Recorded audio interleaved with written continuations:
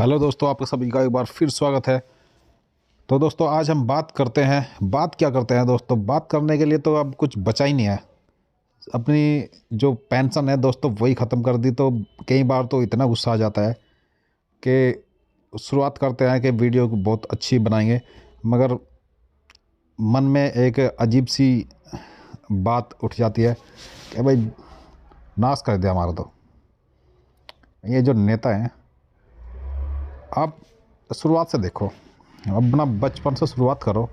जो सरकारी नौकरी में आए, कितनी मेहनत करके वो आते हैं। अपना जो लाइफ है आजकल, ये तो है नहीं कि 18 साल होती है तो 18 साल में कितने लोगों को नौकरी मिल जाती है। मुझे नहीं लगता कि 10-20% भी मुश्किल से आए हो जो 18 साल में भर्ती हो गए हो किसी भी जगह। आज के टाइम पे इतना कंपटीशन है कि आप अगर एवरेज मान के चलो 25 और 30 इसके बीच में जाकर नौकरी मिलती है।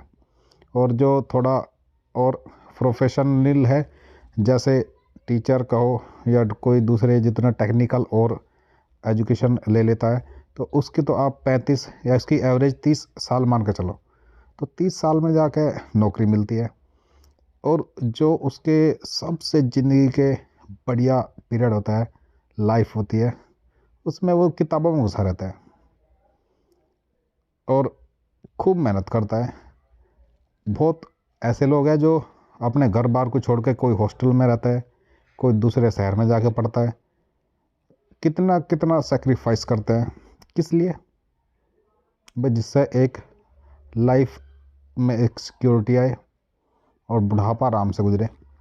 भाई चलो, अगर ये आजकल तो वैसे ही नौकरी तो ख़त्म होती जा रही है, वैसे भी सरकारी नौकरी बचा कुचा जो लग भी गई किसी की, वो रिटायरमेंट के टाइम पे उसकी हालत ऐसी हो जाएगी। अभी तक जो पुरानी पेंशन थी उसमें एक अंदर से फीलिंग रहती थी कि भाई एक बार सरकारी नौकरी में आ गए तो मरने तक एक मतलब कि एक जो स्टैंडर्ड हमारा होता है तो उसको मेंटेन कर लेंगे। अब एक अगर ग्राफ की बात करें जाए तो ग्राफ किस तरह चढ़ता है, किसी भी आदमी का कह लो, किसी भी प्रोफेशन का कह लो, तो जैसे ग्राफ ऊपर जाता है, जैसे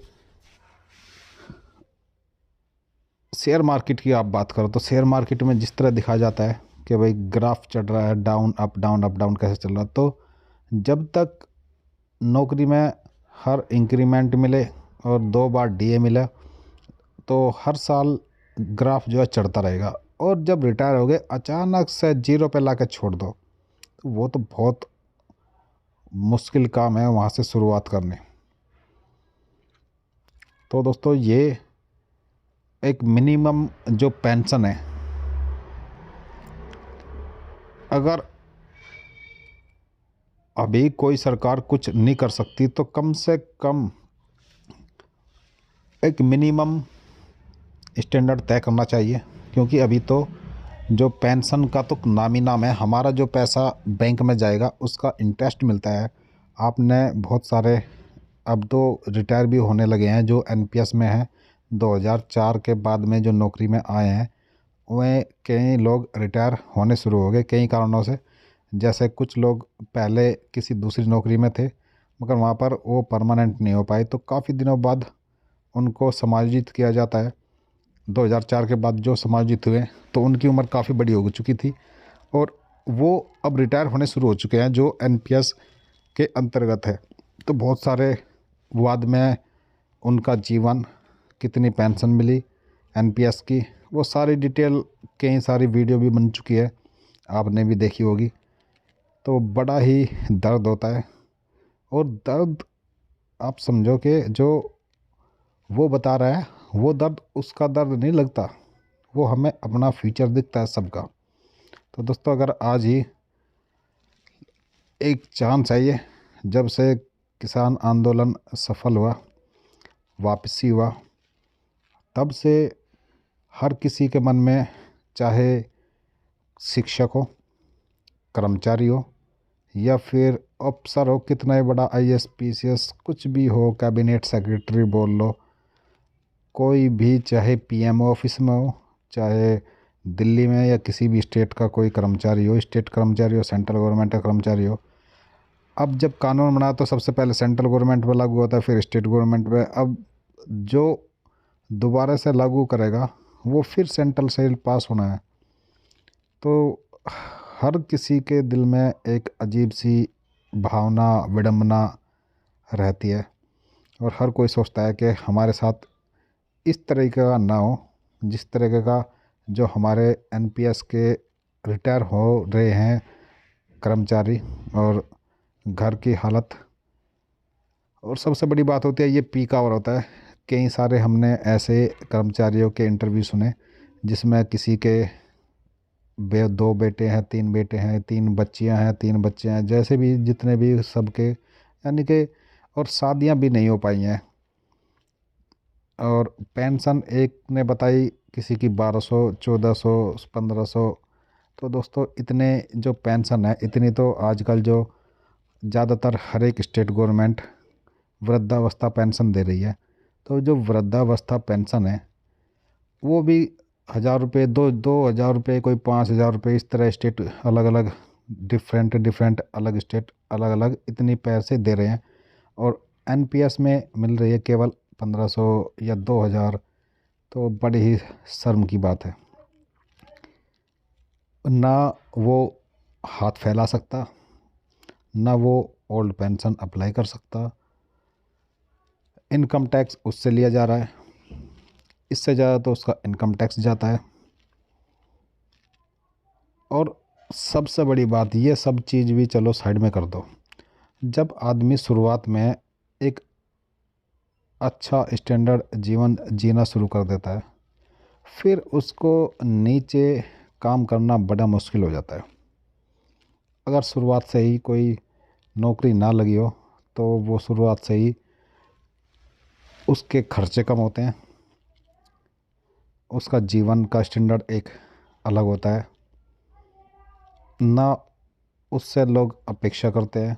और जब उसके अचानक से स्टैंडर्ड डाउन होता है, ना उस पर कोई मजाक करता, ना उसकी कोई कमेंट उड़ाता। मगर जो रिटायर होता है उसकी मजाक भी उड़ाई जाती है, सब काम उसके साथ में होता है।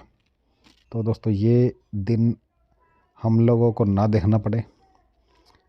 जब 2004 और 5 में ये न्यू पेंशन स्कीम शुरू हुई तो दिल्ली में एक बहुत बड़ा आंदोलन हुआ था। हम भी उसमें गए थे, तो हमारी तभी तभी नौकरी लगी थी। और हमारे जो पुराने साथी थे वो पुरानी पेंशन वाले थे। अब पुरानी पेंशन वाले उसमें क्यों हिस्सा लेंगे? जो उन दिनों संगठन थे जिले स्तर, राज्य स्तर के, उनमें जो पदाधिकारी थे वो सब पुरानी पेंशन के थे। मगर फिर भी उन्होंने काफ़ी सहयोग किया, उनका आज भी हम धन्यवाद करते हैं। गाइड भी किया उन्होंने और साथ लेकर भी चले।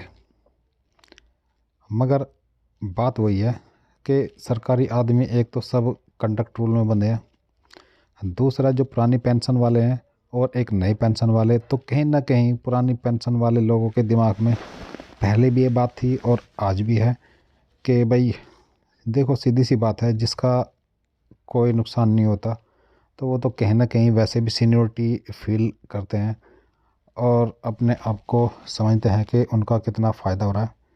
तो ये सारी बातें नई पेंशन स्कीम और पुरानी पेंशन स्कीम में है, और उन लोगों के बीच भी दो बंटवारे हो गए। मगर आज स्थिति बदल चुकी है। जो 2004 से लेकर और अब तक 2021 तक का पीरियड, कितना पीरियड होगा,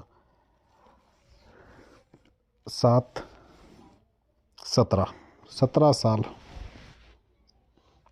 तो आज जो नई पेंशन स्कीम के जितने कर्मचारी हैं वो जो है बहुत लाखों में पहुंच चुके हैं, और ये संगठन बन चुका है बहुत बड़ा। अलग अलग ज़िलों के, अलग अलग स्तर के, प्रदेशों के अलग अलग, क्योंकि भारत एक महान देश है, बड़ा देश है, बहुत सारी भाषाएं हैं यहाँ पर, बहुत सारे अलग अलग कल्चर है। और जैसे हम यहाँ पे आज हिंदी में ये वीडियो बना रहे हैं तो हम ये कहेंगे नॉर्थ इंडिया में हैं और हिंदी जानते हैं। मगर बहुत सारे, जैसे अगर साउथ इंडिया की बात की जाए, तमिल, तेलुगु, कन्नड़, मलयालम, बहुत सारी और भी हैं, और इंग्लिश से समझ सकते हैं, मगर फिर भी वो भी आंदोलन चला रहे हैं। कई बार हम उनके आंदोलन को शायद नहीं देख पाते।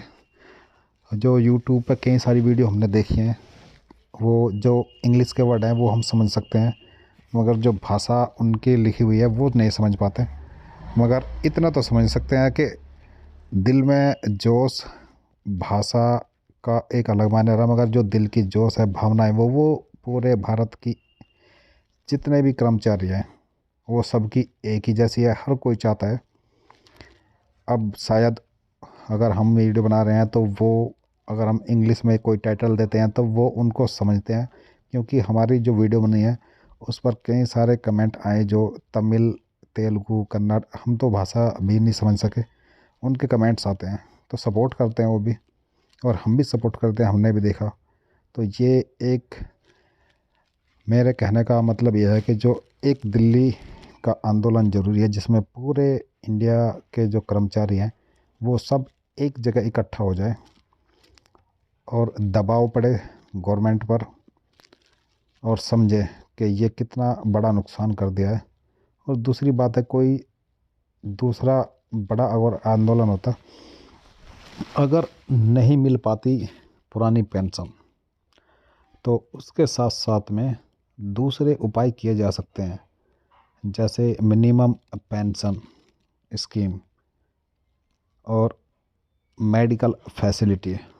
इसके अलावा और भी बहुत सारे चीज़ें, उपाय कर सकते हैं, जिससे सरकारी नौकरी बिल्कुल एकदम से मार्केट के हवाले ना किया जा सके।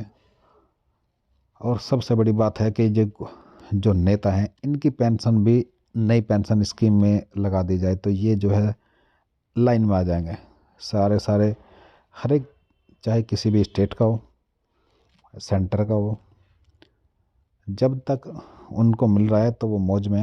अगर उनको भी नई पेंशन स्कीम दे दी जाएगी तो वो दुख दर्द समझेंगे। तो दोस्तों, आज की वीडियो इतनी।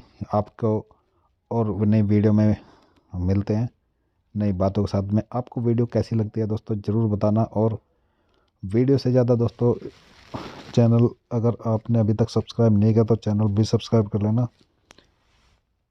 इस तरह के चैनल सरकारी कर्मचारियों को ज़रूर करने चाहिए सब्सक्राइब, और इन वीडियो को ज़रूर अपने WhatsApp group, Telegram group, Facebook, Instagram, Twitter, हर जगह शेयर करनी चाहिए, क्योंकि जो मेन स्ट्रीम मीडिया है वो तो इन वीडियो को दिखाता नहीं है, ना आपकी मांग को कहीं दिखाएगा।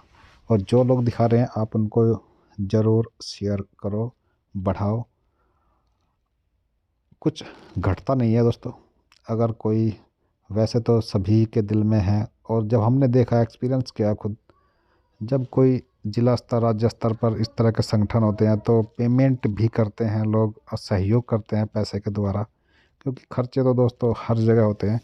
पर यहाँ पर जो मीडिया में, यूट्यूब, फेसबुक, ट्विटर जो भी है, यहाँ पे आपसे कोई भी पैसे का कंट्रीब्यूशन नहीं मांग रहा है, मगर ये आप से ये उम्मीद करते हैं कि आप इस तरह के जो चैनल है, कोई भी, मैं ये नहीं कहता कि आप मेरे ही चैनल को सब्सक्राइब करो, लाइक करो, जो भी बनाता है वीडियो इस तरह की उनको आप सपोर्ट करो, क्योंकि ये एकमात्र सहारा है। मिलता है आपको नए वीडियो में। धन्यवाद दोस्तों।